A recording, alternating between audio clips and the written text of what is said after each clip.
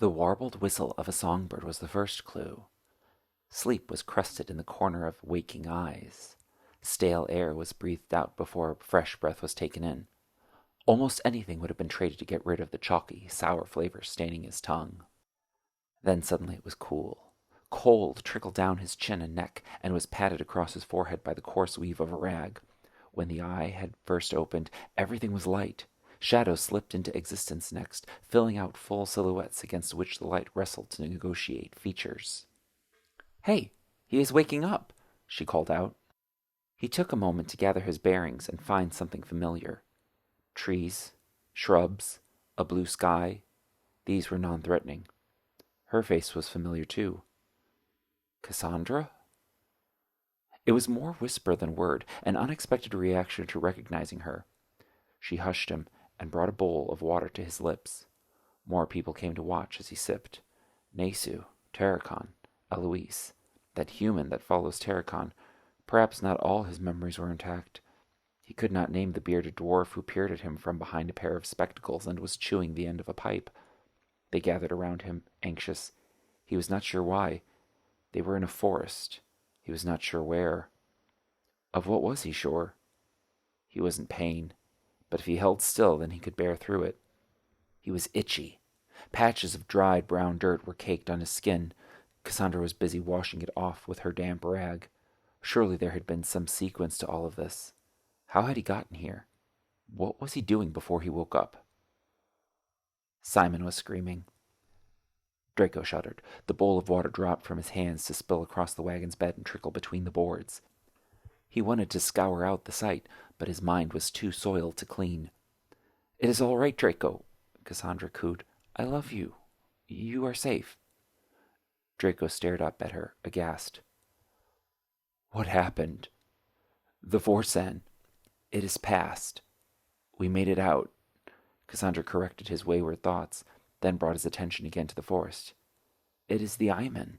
We are only a few hours from home. We made it back." Cassandra invited Draco to study his environment. Sunlight pierced the canopy and skewed columns. Leaves dyed the light green. Pollen glittered in the beams. Nipped and frayed by the shadows, the rays splattered patches of light over the forest floor. Everything was lush. Green shoots crawled from the pillowy black loam to string up the coarse bark of the trees.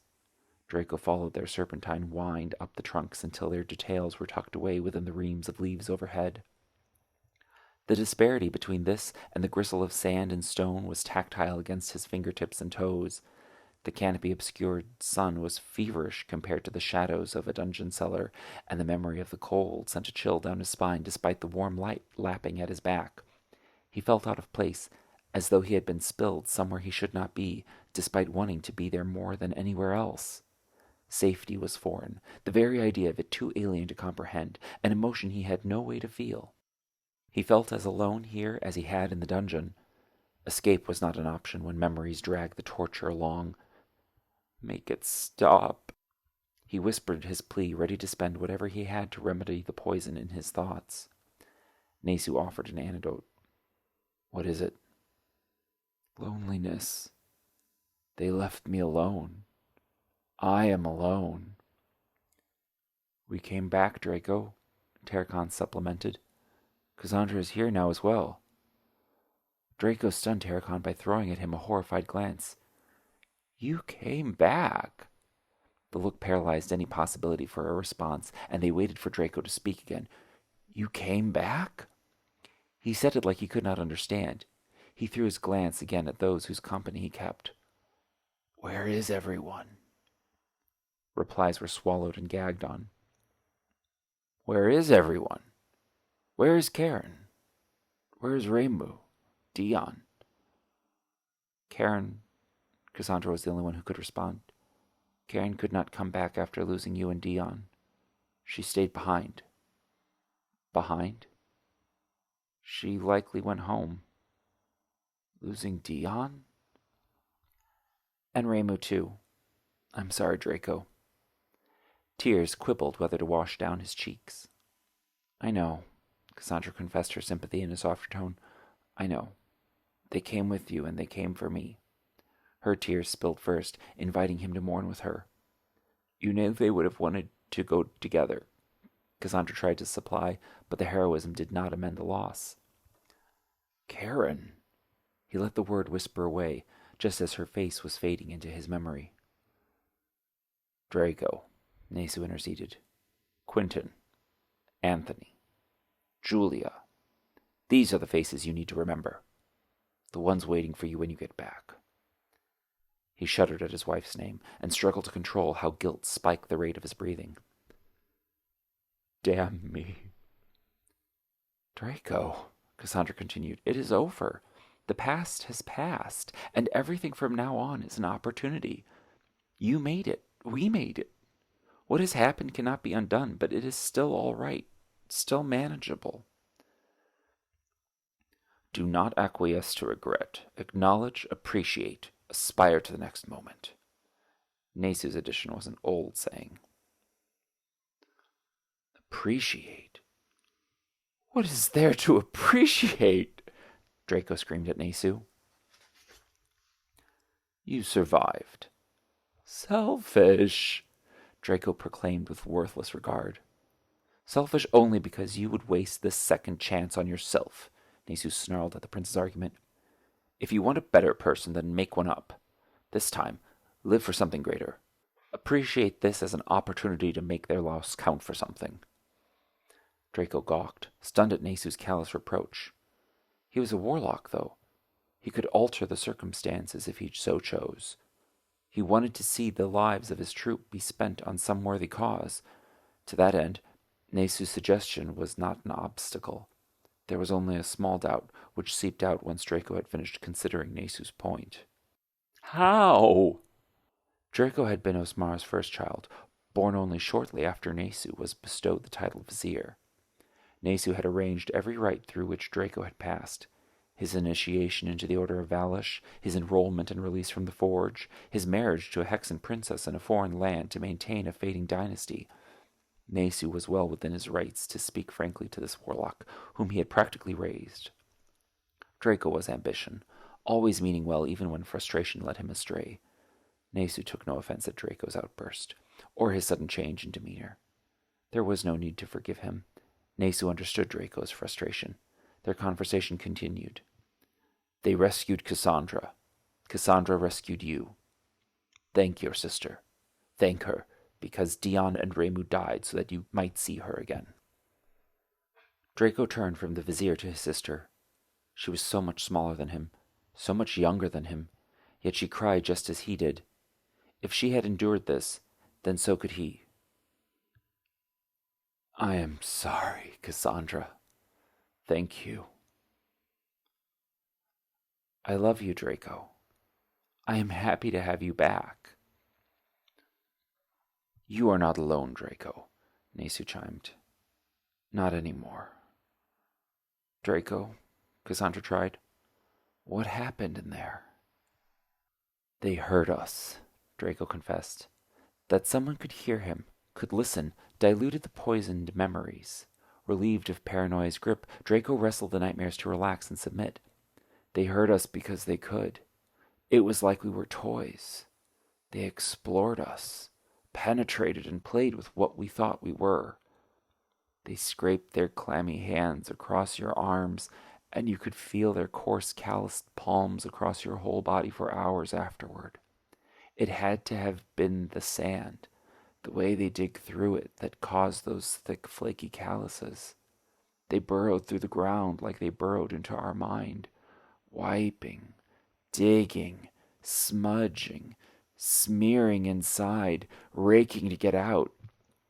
They dragged us through it, sand hissing around us, scratching us, scrubbing us, tearing off parts of us.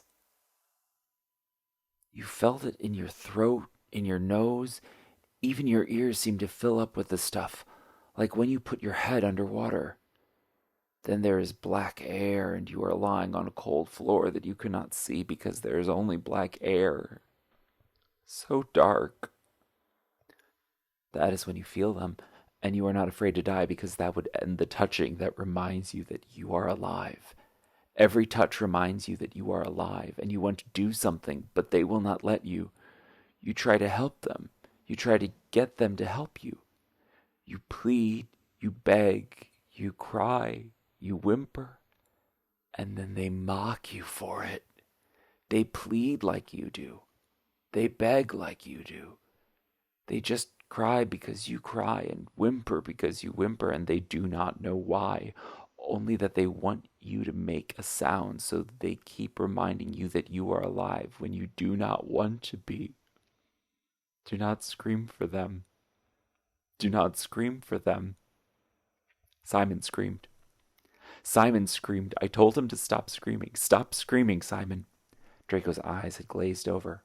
The tenor in his voice betrayed his dislocation from the scene. Nobody dared interrupt him, afraid that he might again mistake them for redcaps. Do not scream for them, Simon. Do not scream for them. He did not stop, though. Only between his screams, when he gasped for a breath, could you hear them. Their toenails and boot soles would scrape against the cold stone floor. They scuttle, and you can hear them move in or away. You can feel them by the sound they make, the sharp patter of their feet drumming up to you, shaking the floor. You try to stop them with every tease, every pester. You try to stop them, but there is always another to taunt you. Then when you catch one, you feel their skin. You kill one and you smell their decay. They leave it there with you, too. They never noticed when one fell. They never cared. There was always another waiting. And you tear the next one down, and the next one. And soon you are crawling on top of them, a carpet of carcasses rotting beneath you. You wade through them. Then a torch, far, far away. Then another, and soon a room of lights. I see Simon for the first time since the sand. They dragged him out. Traction tears open his skin. Their teeth tear open his skin. He screams. They scream. A frenzy of bodies on body, turning him inside out so that they might wash their faces. He screamed. I told him not to scream. I tell him not to scream. Do not scream. Then, more horrible than anything, they tell him not to scream. Do not scream. It sounds like I said it. They all join with me, my voice stolen to sing him to sleep. He gets so pale. He stops fighting. They crawl up on one another's shoulders and push him up, hand him up to the next one until they are at the top. Then they drop away, and all that is left is Simon in the middle of a darkening room. I could hear him mumble for days in the darkness. I tried to speak to him, but he would not answer me unless it was to shout me into silence. I was alone. I was alone when the noise came again, when the torches were lit again. I was alone when they dragged me up. Hands. Oh, Tawish, save me from the hands. Save me from the flaky calluses against my ankles. And they drag me up, and they drag him down, and I manage to grab his ankle as we pass. I cannot hold on, though. I do not want to hold on. The body was cold, like the desert after the sun has set, and I can only crane my neck and stare down as they gouge out the body. They hollow him out, and I know there is nothing left to care for me in there. I am alone. I am alone, and now my ankle hurts. They chain me up just like they did Simon. I'm going to be hollow like Simon. Not yet, though. I start to sway. Then I start to swing. Then I look up, and there is a red cap on the chain, and he has a knife, and he cuts my foot, and he cuts my foot, and he cuts my foot, and Draco collapsed into a fit of whimpers and tears. And I will never walk again. I will never walk again. Draco wept for a long time. The sun began to set. The angle of the rays piercing the canopy grew more acute. When every drop of water in Draco's body seemed to have been wept out of him, he searched for more tears but could not cry. His head had fallen to Cassandra's shoulder. She returned his nuzzle and held him close. "I could not help him." "You would have, though." "I failed. I am a bad person." Cassandra pushed him off and crutched him up. "No, Draco. No, you are a good person." They looked into one another's tear-swollen eyes. "If we could have, we would have saved him as well, Draco. If they had taken you first, then we would have at least saved him. You did what you could." "I have never been so powerless, so weak." She knew that tide of uselessness in which he was drowning. Her imprisonment had left her in a similar position. It had also left her wiser. She knew how to cope, but struggled to articulate it for him. "There is nothing for which to go back to the Vorsan castle, Draco." "Would you go back?" No. The terror was obvious in his voice. "Be content with what you cannot do. Make peace with your shortcomings. Offer what you can." Tarakan's snicker distracted Cassandra momentarily, but she turned back to the conversation with her brother. "Celebrate what you can do. When I found out I could bring you back, I did. There is always an opportunity if you are willing to take it." "A brave thing it is, too," Nesu reaffirmed. "To risk, to wager on a hope. Even if you fail, the opportunity was not missed. The intention can have a ramification." Nesu and Cassandra traded smiles. Perhaps a reconciliation was in order. Clearly he could understand her, and maybe she could betray her next whim by asking his permission. This moment, however, was not appropriate for such personal conversations. Water was needed. The bowl she had poured for Draco to sip had completely trickled away. There were chores to be done, including inquiring after Tarakan's motivation for sniggering at her. "I should get some more water." She excused herself, then tagged on, "Tarakan, come with me." "It is going to be dark before we get back," Tarakan said after they had been walking for a while. The horizon had completely swallowed the sun, leaving only the ambience of its aura to highlight the woods. The canopy lost its green glow, surrendering instead to the shadows tucked between the reams of leaves. The tenebrous rivulets in the coarse bark flooded to douse the details from the forest. Their progress outpaced the distance Tarakan could perceive, and he slowed their speed as a tactical measure. "Afraid of the dark, are we?" Cassandra sneered playfully. The bucket in her hand swung with the rhythm of her pace. Tarakan scoffed at her. "Mare!"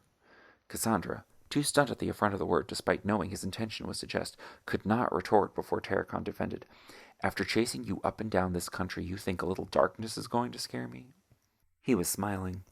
She wanted him to be happy that she was back, but was not sure if that was why he was smiling. "Then it will not be a problem if I lose myself in it." "What?" She bolted. With the second take, he realized that her only trail was the quickly fading crackle of crisp leaf litter beneath her feet. That she was confident enough to play astonished him. Memories of torments he had endured when she had previously done such shackled him. Paranoia pulled him on. Frustrations drew taut and sheared from the tension. Tarakan bolted. Tarakan did not run for fear of her fate or fear of the reprimand. He chased after because it was fun. He grew winded from the sprint, but did not care. Just kept going. The breezes he kicked up combed through his hair. His broad strides leapt him forward, over fallen timbers to crack branches beneath his crashing boots. The distance between predator and prey was measured in the volume of their laughter. Cassandra reared suddenly up on her toes, noting her sudden stop before a spot so bare of trees that it seemed to be a meadow. Tarakan kept his pace to tackle her. He sprung as she turned toward him. As he caught her in his arms, his mistake occurred to him. There was no meadow, no ground at all. A cliff face dropped sheer and short to the still surface of a night-lit pond. She squealed. He screamed. The crash into the water splashed them through depths of bubbles, which trickled up the contours of their bodies. Once the tickle of the whisking bubbles had drained from their skin, all they could feel was how cold the water was. They fought to untangle themselves from one another, then then to extract themselves from the depths. They broke over the water surface, and finally free to breathe, they filled the air with more laughter. "Mare!" Terracon called out to the night. "Knave!" Cassandra mocked. "That is what you deserve." And she splashed more water at him. They descended through tears of laughter. Cackles cascaded into chuckles and then into staccato sighs. At last they regained steady breaths and floated steady in the water. "You followed me," Cassandra accused. "You ran." "I was testing you." "I will not fail." Terracon was matter-of-fact about it. Cassandra let his confession strike her. She recognized her responsibility for his actions. He would follow her because she ran. He would not disavow her. She would have to choose to escape him. But she could not choose her adventure. She would have to venture and allow the world to change her. He reached for her, took her wrist, and pulled her into him. They floated brow to brow. They said nothing. There were no regrets for which to apologize, and no aspirations to demand. There was nothing to say. The clearing in the canopy flashed. Cassandra's and Terracon's body washed with light. Their limbs were illuminated from the murky depths in which they bobbed. Distracted from one another, they turned their gazes to the zenith, where they caught only the dissipating tail of a comet scratching the sky. "What was that?" Cassandra asked Terracon as he gawked in awe. "It must have been a falling star." "That was beautiful." "It seemed headed for the coast. Maybe it was guiding our way," Cassandra mused. Terracon chuckled. "Maybe. I was going to guess Diatra's javelin has finally come back." "Well, then we should not waste any time. Come on." Cassandra snatched at the bucket bobbing on the water's surface and carried it over her head as she slowly swam to the edge of the pool. "Hey, I know where we are," Terracon figured as he reached the sandy shore. "This is that pool you brought me to the day before the Feast of Vernalion." "I know." Cassandra knelt to fill the bucket. "Wait, so you knew this was here?" "Yes, this is where I've been fetching the water." "You knew." Her villainy dawned on him. "Mare!" He cursed under his breath through a clenched-toothed smile, then excused it with a derisive chortle. A trail of wet footprints stalked behind as they meandered back to the wagon. The diurnal concert of songbirds had been replaced with the nocturnal chatter of critters too small to mind.